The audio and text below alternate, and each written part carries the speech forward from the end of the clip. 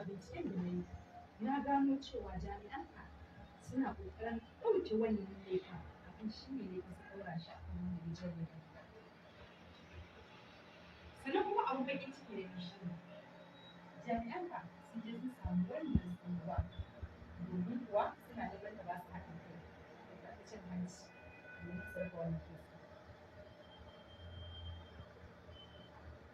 A tunanina a matsayin ku na jami'an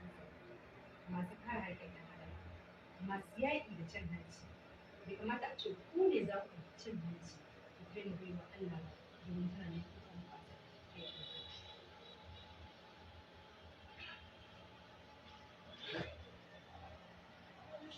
abin da nake so yake yi farko ne gaskiya na gode a yanda kika bada attention ɗinki zuwa gare ni ba tare da kin kawo wani mataki ba kuma zan baki dama ba na goyon bayan wannan abin da suka yi nema alfarmaki tun lokacin ya ci da wannan kasa ko da Allah misali so domin mu kuma sai sa ɗaba za ta fice wannan abin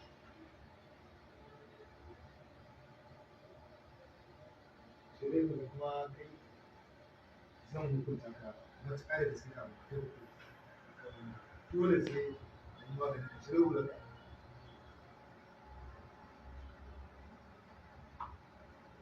kake ruwa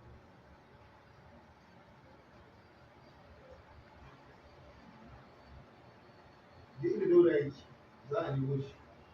dan ke da za mu ajiye su a saya lokacin da kuma yake buƙatar yin wani abu kan sai a bar su. duniya ke ba. Wato